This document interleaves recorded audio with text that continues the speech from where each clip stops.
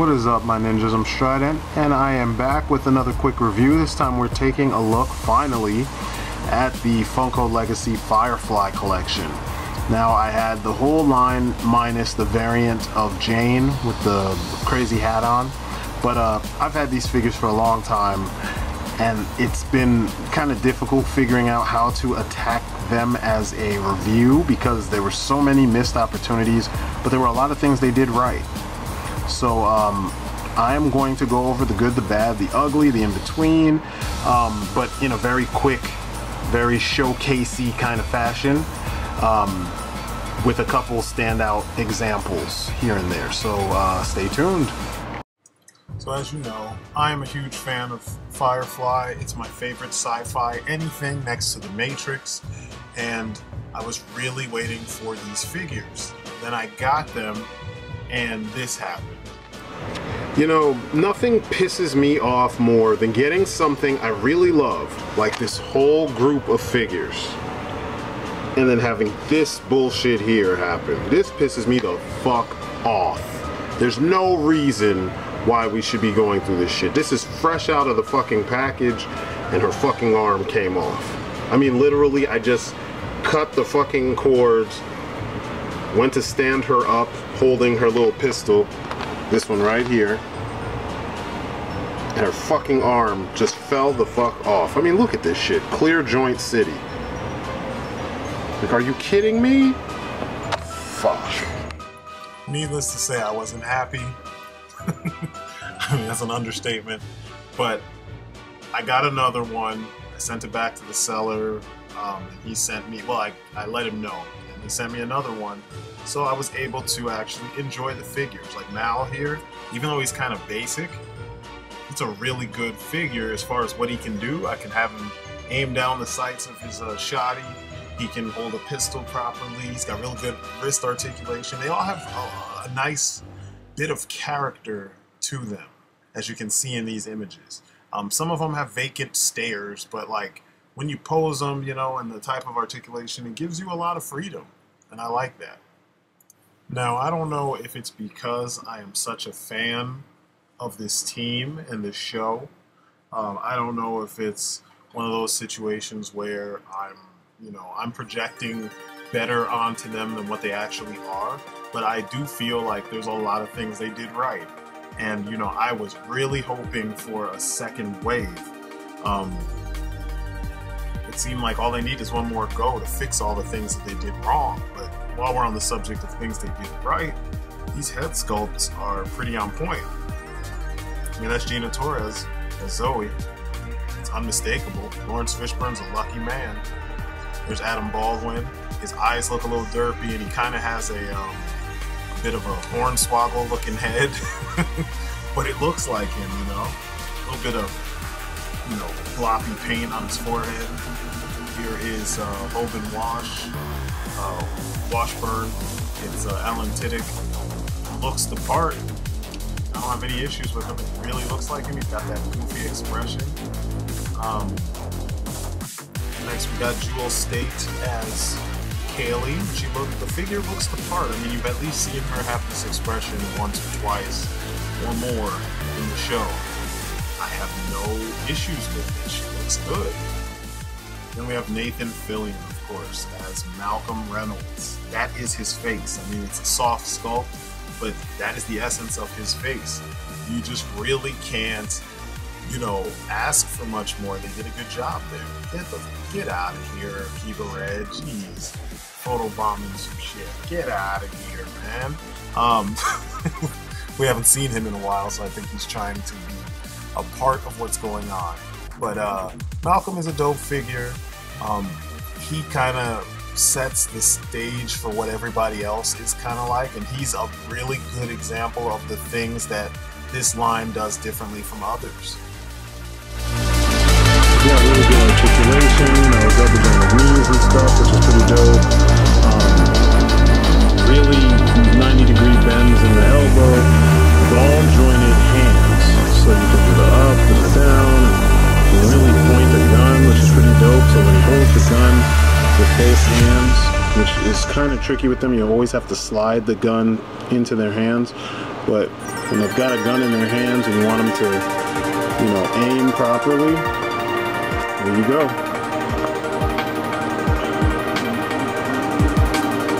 Perfect. It's pretty dope.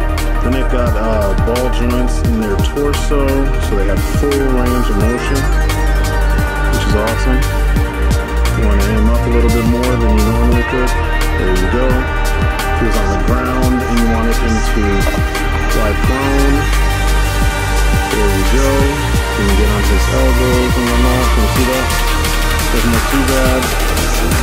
Gives him a good crunch, even with this coat on. Just pull him up straight so you can see the crunch. There's the crunch. Let's put the gun out properly. So there's the crunch forward. Here's his crunch backwards. Which is pretty good. The head's on ball joints. The ball up here and ball at the base. They're not the base joint, the ball, a dumbbell. It's ball here and ball in the head. So you get a pretty good range of motion. Legs, you can twist no problem.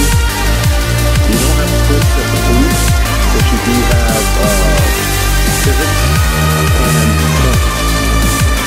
You know, as well as you can pull back a decent amount. So like, you know, articulation wise, they're pretty cool. This is part of the reason why I'm not so pissed that I have them. But you know, it's kinda like they did all these things right. And then they did all these other things kinda like, what the fuck? Like, what's going on here? They did all these things right and then they did a whole bunch of things wrong with the material choices. And I'm gonna get to those in a second here. Now, off the bat, the big problem with these figures in general, other than, you know, some of the, you know, sculpt issues with certain people, it's clear joints. They used clear plastic for all the joints, including the crotch joint, all the knees, even the knee itself. I'm pretty sure that the figures, if you were to strip them of all their paint, they would be clear. And it's kind of a, you know, that's the reason why I had to send back Zoe. But let's look at some of the other guys. Jane looks pretty cool. He just has strange proportions. I mean, like, when he's standing still, it's like that is Jane. But then, you know, there's something about the way that they cut up his joints, you know? It's like he has a super long torso or really short legs. I don't know which one it is. And then you see him standing next to like a really big character, and then you see how proportionally he's off. His shoulders are way back, his neck is too long or something. It just looks like, I don't know. But the good is that face sculpt, that looks like Adam Baldwin. It's really good. His eyes are a little off. And they could have used a little bit more detailing in the eyes. Probably gloss, but they look good. Every detail, including a little detail on his shirt, looks good. Now, I did not go and get the variant with the goofy toboggan on. I was like, I like his boots. They're really well detailed, down to the freaking stripes on the laces. So, you know, they're not shrinking away from detail. Straps around his ankles, those are all there and they look good. They did a good job. It's not, you know, I don't have problems with the majority of the sculpts of these figures. That's not where the issues lie. Most of the issues lie with engineering things and, you know, I guess in his case, maybe I do have an issue with his sculpt because, like I said, the proportions are off. But I mean, detail-wise, it's awesome. I mean, look at the strap that would connect to his holster. I like that because, you know, when you pose him a certain way, you don't want the holster to rip at the waist. So they just put the strap there and they didn't bother with having it connected fully. And that works. Vera, beautifully detailed gun. I mean, no slop at all. And that's crazy. But they do subscribe to the knife that you can see, you can take out of the sheath, but you can't do anything with it. it's almost like it's a throwing knife, so you got to put it between their fingers so they can just like flick it at stuff, which I'm not a big fan of. I like it when you have weapons that they can actually interact with. So yeah, that's a fail right there. I never liked that. Some of the G.I. Joes do that, and it always pissed me off. It's one of the reasons why I went to Marauders. This gun looks freaking nasty. I love it. It looks like it would do some serious damage with all the weights up top and the sights and the big old hammer and the weight underneath. It's nice, especially for a futuristic, weapon. And that's one thing I dig about this show is that, poor people still use projectile weaponry, whereas rich people use lasers. You know what I mean? So the projectile is no longer a physical projectile because they can afford it. And I always wondered about that because, you look at the way technology has been advancing, and it's like certain things don't actually go away. I'm sure when we get flying cars, we're still going to have four-wheelers that, drive on the ground. But overall, he's a pretty badass, rendition of the character, representation of the character.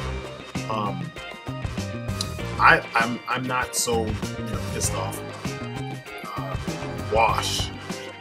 Wash is unfortunate in some ways, but at least he's the pilot, so he'd be sitting down behind the console most of the time.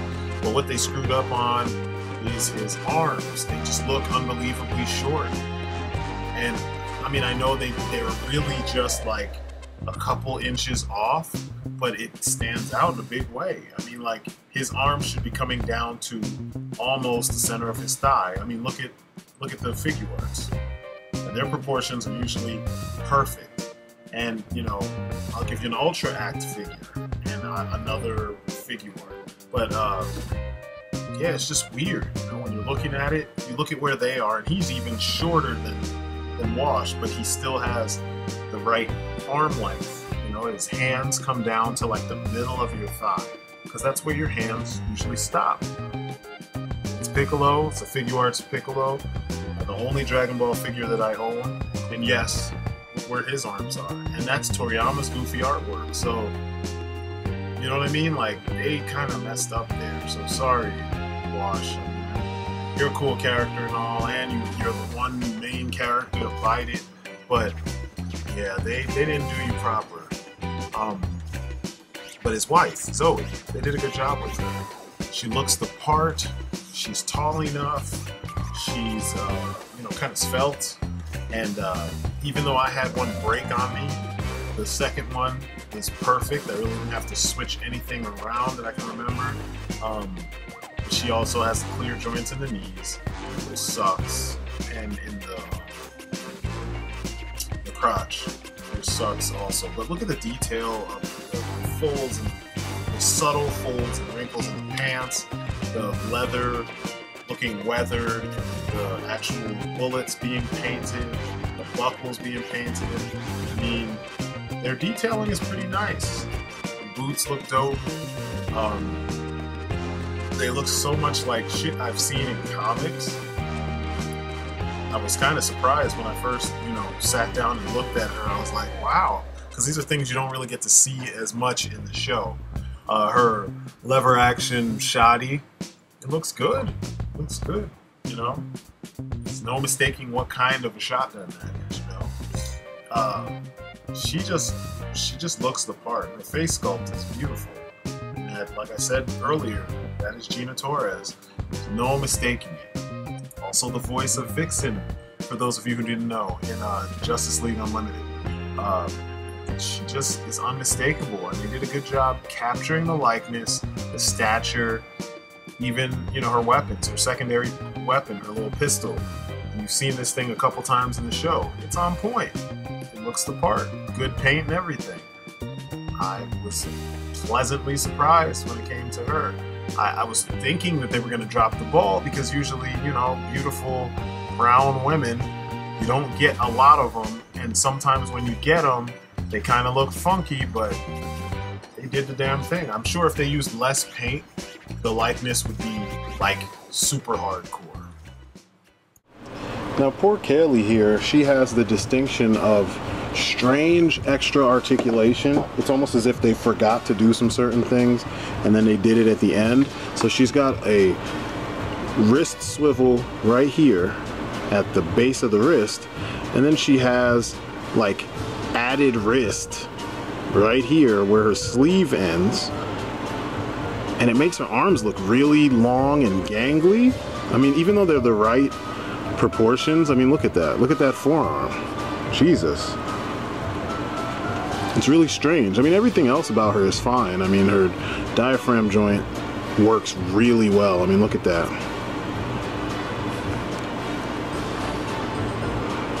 I mean, I wish it moved forward a little bit more, but that always seems to be the case.